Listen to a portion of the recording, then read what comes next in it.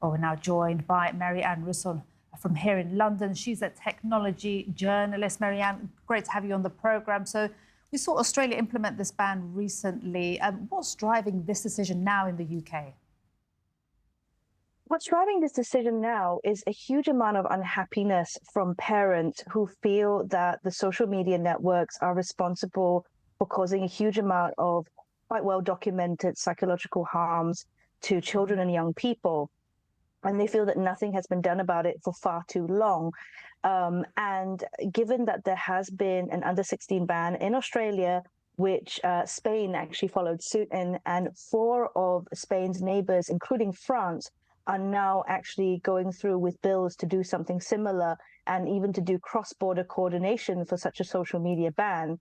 You know, it's interesting that Britain has now decided, and Kier Starmer has now decided, that that's the route to follow.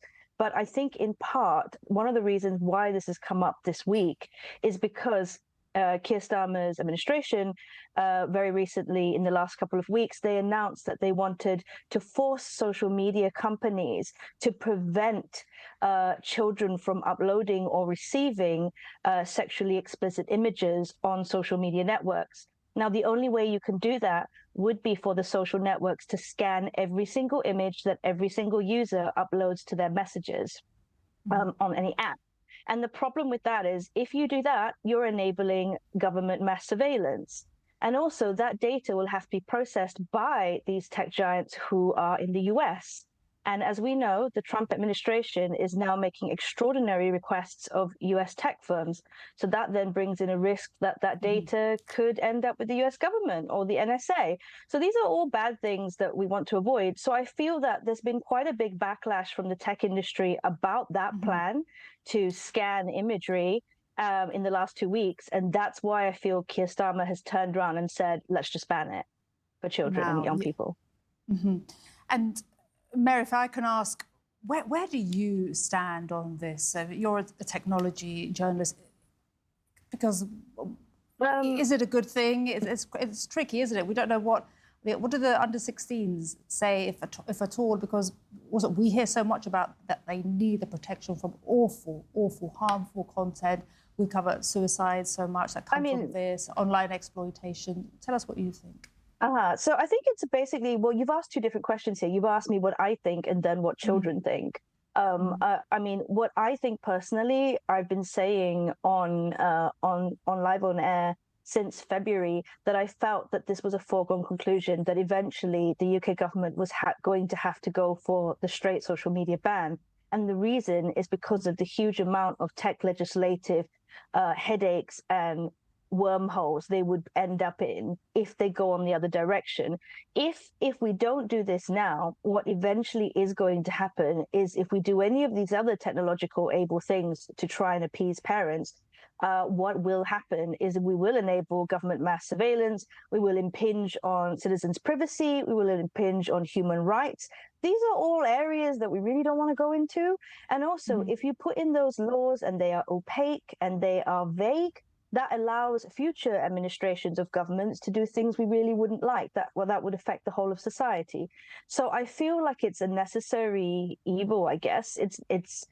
I mean, it's not a perfect solution. There is no perfect solution to this, but it does have to be said by millennials who got internet and got, onto these apps from the age of 17 and older, that it did not hurt us not to have them before the age of 17.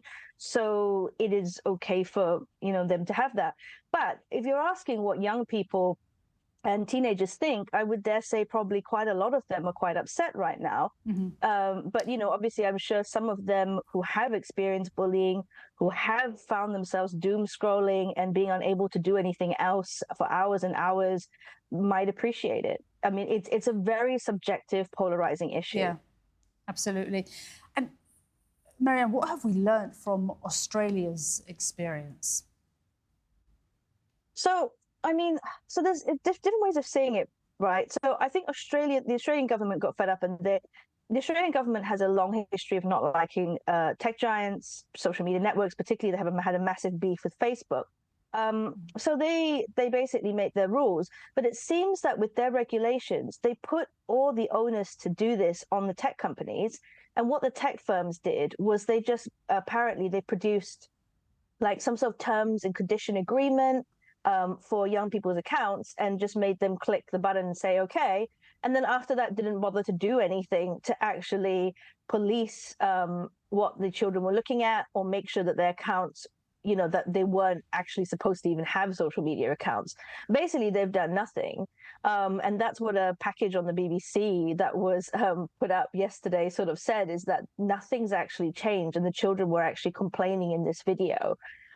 So, you know, you have to be very careful and very precise with the regulations. And you can't expect the tech giants to want to do this, because tech giants, you know, tech companies, businesses are all about shareholder value and return, right? So if you're telling them that they can't have young people and children as an audience, that's taking away some of their profits and they won't be happy. So they're not going to do anything to help with that task. So you have to make it prohibitive, make it unpleasant for them in order to make that change. If you don't do that, nothing will change. So Liz Kendall said today in the House of Commons just a couple hours ago, she is claiming that they are learning from those lessons and that they are now looking into age verification technologies. But the UK government has actually been clear that they don't know how this will work either. They're asking the communications regulator, Ofcom, to urgently go and find some ways to verify whether somebody is 16 or not. So this could end up being nothing, or it could end up going worse. It's hard to tell right now. Mary-Ann, thank you very much indeed. Really great to get your perspective on this a very complicated and controversial issue. Mary-Ann Russon speaking to us here live from London, a technology journalist. Thank you.